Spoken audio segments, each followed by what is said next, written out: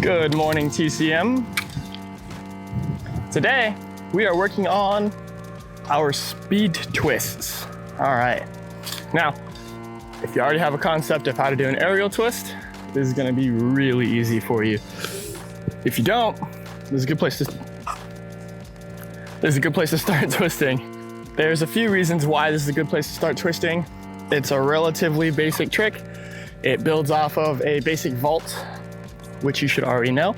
And if you don't know how to do it, go learn how to do it and get some other flips under your belt.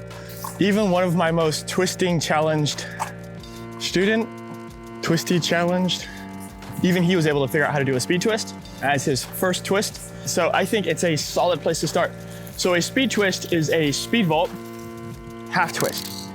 And I know some people treat it like a speed vault full, which is fine. I do it like a speed vault half. The reason I treat it like a half twist, not a full twist, is because I try to get my hips over my head.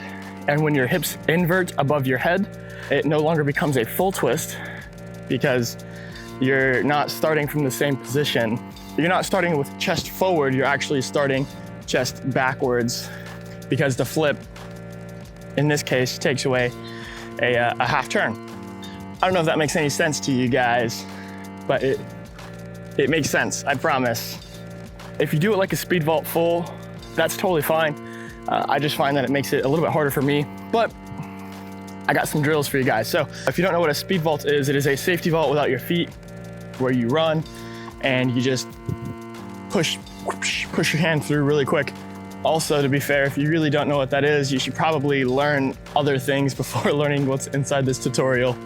A speed twist also works its way into various other things like macaco full, back fulls, A-twists, not so much quarts, but if you treat it that way, I guess it could.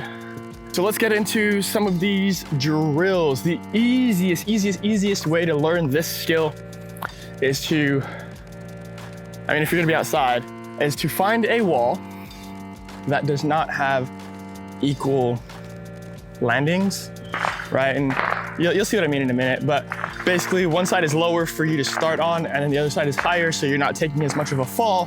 When I tell you to fall on your back, find a wall that doesn't have two equal sides. So here's the wall, and then one side's gonna be higher up than the other.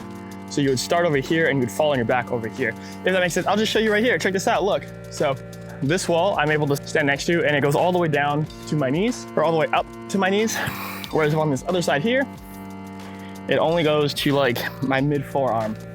So basically what we're gonna do here is we're going to plant our hand down, half turn to our back, which is exactly why I want you guys to find an uneven wall like this one.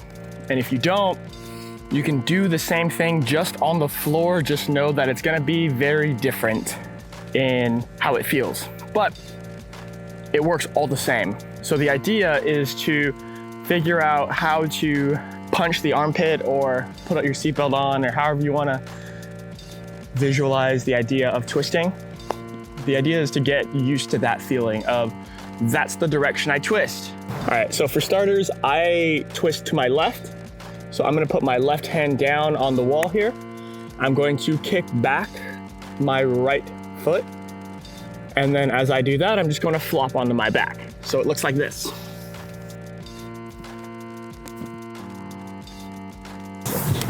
Just a side note from a little experience that I just got, it's still gonna hurt. So if you have literally anything else that you can do this onto, like a trampoline, or you could set something up into your pool, or a pad would be nice. But literally anything other than this is what happens to be what I have, so I'm gonna work with it. And that's the last you're gonna hear me complain about this, but I just wanted to give you guys a heads up. It still will hurt. So I'm only gonna do that demonstration once. If Rudy wants to play it multiple times, he can, but I'm not gonna demonstrate it again because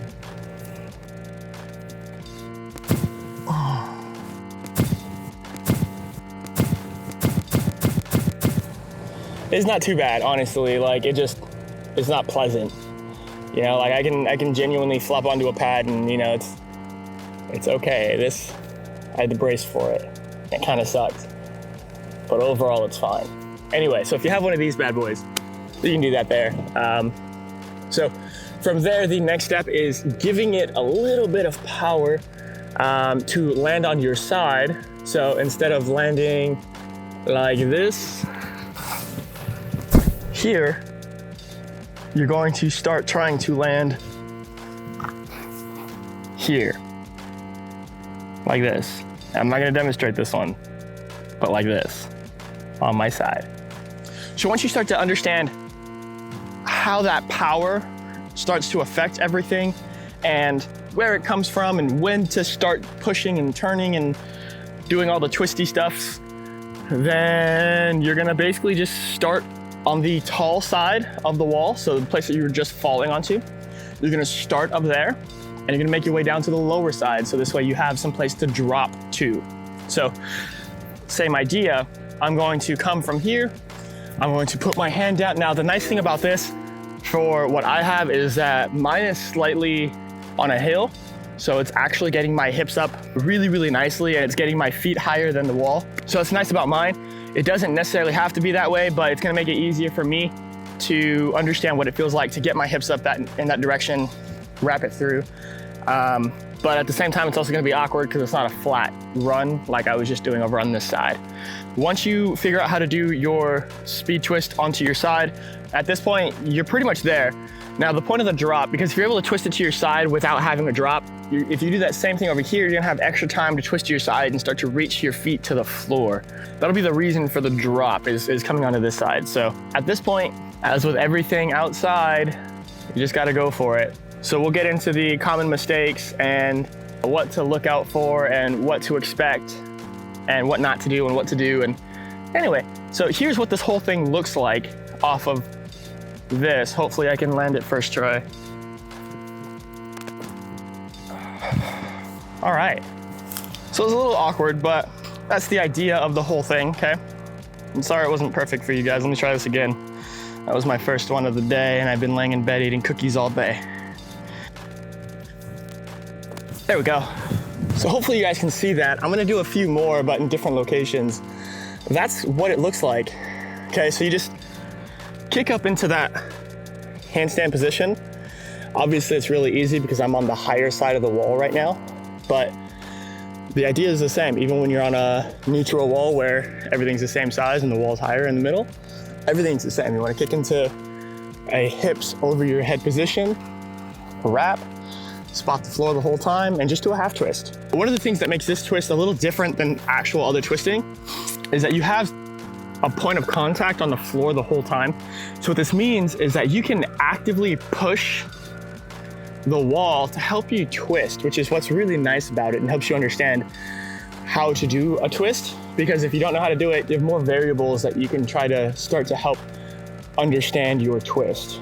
Hopefully that makes sense to you. Yeah. So let's go ahead and do it on something else for you guys, and then let's get into these common mistakes and such. So a really good way to get good at this skill is I'm gonna be using this bench, but instead of going over the bench, I'm actually gonna have my feet come over this side of the bench. And this way I'm not worried about falling on it. I'm not worried about hitting it. It's just me and the grass that I'm gonna be falling in. The downside to it is that it's a rail. So I have to make sure my hand placement is really solid. But if you happen to have a similar setup like this, where you can just plant your hand flat, maybe like the edge of a bench, of a stone bench, or whatever it happens to be that you have that you can make access of. In my case, I chose to use this because I'm experienced with the skill already. So I'm gonna walk up to the whole thing. My hand's gonna be here, and as you can see, my entire body is not anywhere near this. I mean, it's near it, but it's not above it, right? So I'm gonna be hitting my twist. I'm gonna kick, hit my twist, push, wrap, and I should land right about here, which is fine. As far as going into your whole setup, I like to hurdle into my speed twist, as I do with most of my twisting. So I hurdle, hand goes down, wrap. So you can either punch your armpit or you can put your seatbelt on, whatever works for you. So I like to hurdle into the thing. Left foot in front, left hand grabs, right foot kicks because I'm a left twister. And I put my seatbelt on and I tuck my chin. Pray for me, Rudy. There we go, easy money. Nice, that wasn't too bad at all. If you're having an issue with getting your hips above your head, but you don't have a problem falling. You know you're getting your distance just fine. Getting your hips above your head is one of the common mistakes where people will just twist sideways. And if that's your goal, to just do a twist sideways, that is fine. I personally think it's harder. So you just simply come to this other side over here, where now I'm forced to have to invert, right? Because I have something to go over. And you do the exact same thing. So you'd run up, you'd hurdle, you put your hand down, you'd wrap, but now because you're going over something, your body says that you have to go over it, and that starts to get your hips above your head. At the very least, it just doesn't allow you to go sideways. So small life hack, small parkour hack, small flip hack, whatever you want to call it, I don't know. So we're gonna do one more over here so you guys can see the inversion of the twist, hopefully. It doesn't make too big of a difference. Pray for me, Rudy. 2 for 2, let's go, easy money.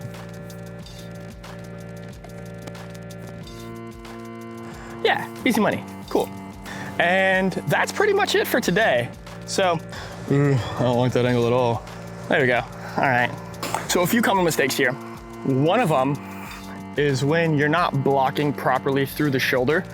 So hopefully Rudy can freeze frame this and point out what I'm talking about, but what you'll notice is that I have 2 separate blocks inside my speed twist. One of them is in my hurdle, where I block and I start to lift my toes and try to get my hips above me. The second one is when I block with my shoulder as soon as I plant my arm, okay?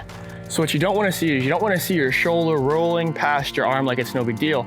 You actually wanna see your shoulder shrugging and pushing down into the block. The same you would do your round-offs, the same you would do your cartwheels or your handstands or your back handsprings, if you know what any of those are. If you can't do it, that's fine. You don't necessarily have to learn those skills to do this one, but the idea of blocking there is the exact same, okay? That kind of leads us into our second common mistake, which kind of blends into the first, but is a little different. Even if you are blocking properly through your shoulder, it could be a bent arm. And what'll happen is you'll start to get really close with your head to the block that you're twisting off of. And obviously we want to be as safe as possible while we do this stuff. And accidents do happen, but we can prevent that by just keeping your arm straight. So that is the second common mistake. I really can't teach you how to fix that one. It's just a motor issue. The closer you can keep your ear to your shoulder, the better that's gonna be for stacking and for your twist in general, as well as keeping you safe because you're getting your head away from that initial plant. A third common mistake is twisting just from the shoulders and not from the hips. Now this is a very unique twist. Usually you can't just twist from the shoulders and it work out. With this one you can. Here's why. Because your hand is on the block and that causes an initial point of impact if you push with your hand properly. So you'd end up twisting from the shoulders and not just from your hips, and your hips would lag behind you. So be careful with that one. Make sure you're pushing and still twisting from the hips.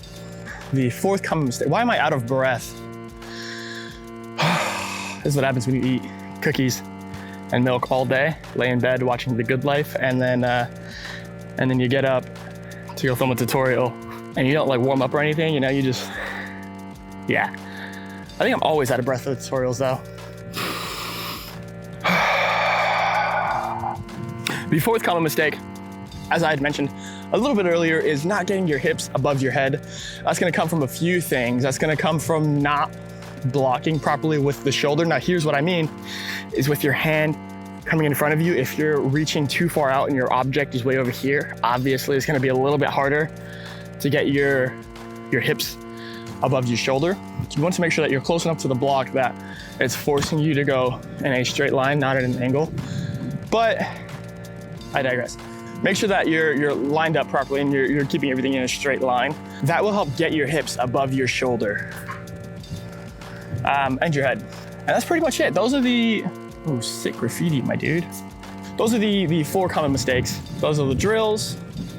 If you have any questions about how to do a speed twist, then drop the comment down below.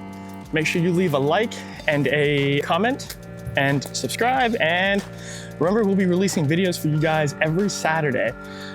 We are still planning on releasing a overall like team video. I just don't know when that's gonna be out. So I mean, we'll figure it out and we'll post it for you guys, but it'll happen one of these days. We're working on it. Sick. Don't forget to send us your clips to our Instagram, which is at The Collective Movement. We are happy to help, and we want to see your progression. Cool. So catch you later, TCM. Bye.